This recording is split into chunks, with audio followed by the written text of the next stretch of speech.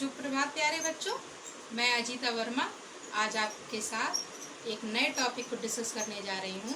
तो आज का टॉपिक है नाटक और एकांकी में अंतर। यह प्रश्न हाई स्कूल और इंटर की परीक्षाओं में हर दूसरे या तीसरे साल पूछा जाता है, तो ये बहुत ही महत्वपूर्ण प्रश्न है। आइए मैं आज आपको नाटक और एकांकी में अंतर समझाती हूँ। तो सबसे पहले आ जाइए नाटक के बारे में जान लेते हैं। तो पहला पॉइंट हम नाटक का लेंगे। नाटक में अनेक अंक होते हैं और वहीं एकांकी में एक अंक होता है। मतलब नाटक यानी जो आप सीरियल्स देखते हैं जिस टाइप में, तो उसमें ढेर सारे एपिसोड्स होते हैं, वैसा ही इसे हिंदी में हम नाटक बोलते हैं। यानी इसमें अनेक अंक होते हैं, मतलब बहुत सारे अंक होते हैं और वहीं एकांकी एक ही अंक में खत्म हो जाती है। आइए इसका दूसरा अंक देखते हैं, दूसरा पॉइंट देखते हैं। नाटक में पात्रों की संख्या अधिक होती है। जैसा कि मैंने आपको बताया कि नाटक में अनेक अंक होते हैं, उसी प्रकार जब अंक अनेक होंगे तो उसमें पात्रों की संख्या भी अधिक होगी। और एकांकी में मैंने आपको बताया कि एकांकी में एक ही अंक होता है, तो इसमें पात्रों की संख्या भी सीमित होती है। लिमिटेड वे में ही इसमें जो है पात्र लिए जाते हैं। नंबर तीसरा है, नाटक में कथा वस्तु की विकास प्रक्रिया की गति मंद होती है। जैसा कि आप जानते हैं कि नाटक जो है वो मतलब एपिसोड बाय एपिसोड चलते हैं, उसमें ढेर सारे अंक होते हैं, तो इसलिए उनकी विकास प्रक्रिया धीरे धीरे होती है। उसमें हर चीज़ आपको धीरे धीरे बताई जाती है, पूरी कहानी एकदम से नहीं बताई जाती। और वहीं एकांकी में कथा वस्तु की विकास प्रक्रिया प्रारंभ से ही तीव्र होती है, क्योंकि ये एक अंक का एपिसोड होता है और इसे जल्द ही खत्म किया जाता है। इसी वजह से इसकी विकास की प्रक्रिया प्रारंभ से ही तेज गति से चलती है। चौथा पॉइंट है, नाटक में किसी व्यक्ति के जीवन का संपूर्ण चित्रण किया जाता है। मतलब नाटक जो है किसी एक व्यक्ति के ऊपर उसके पूरे जीवन काल के ऊपर बनाया जाता है, तो इसलिए यह बड़ा भी होता है, इसमें अंक भी अधिक होते हैं और पात्रों की संख्या भी अधिक होती है।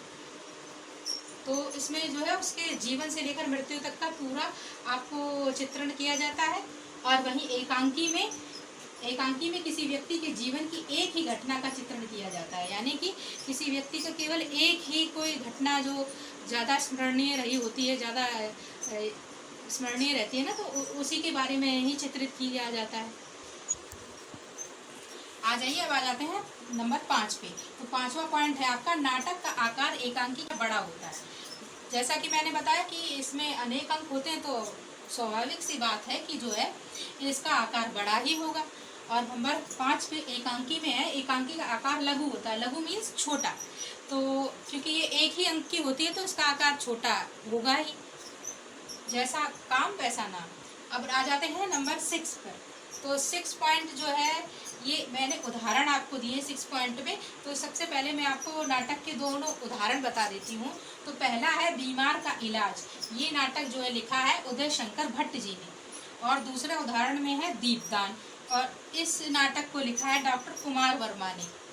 और एकांकी के उदाहरण बता देती हूँ मैं। तो इसमें 6वें नंबर पर एकांकी के 2 उदाहरण है।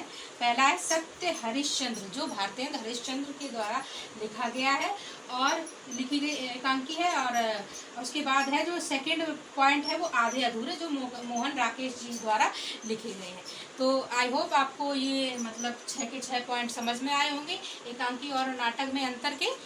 तो ये सबसे महत्वपूर्ण प्रश्न मैं इसे भी कहूँगी, और ये हर साल हर 2 या 3 साल में एक बार पूछा जाता है। ये भी आपका 5 नंबर में, 3 नंबर में, 4 नंबर में क्वेश्चन आ जाता है। और इसका क्वेश्चन चेंज करके भी पूछा जाता है, इसलिए मैंने आपको उदाहरण दिया है। जैसे कि आपसे पूछ लिया जा सकता है कि जैसे 2-2 उदाहरण दीजिए नाटक और एकांकी में, तो आप ये दोनों उदाहरण लिख सकते हैं।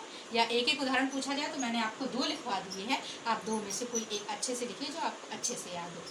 तो आई होप आपको ये चैप्टर समझ में आ गया होगा। आई होप तो अगर आपको ये नाटक और एकांकी में अंतर अच्छे से समझ में आया है तो आप मेरे चैनल को लाइक कीजिए, सब्सक्राइब कीजिए और बेल आइकन को प्रेस जरूर कीजिए।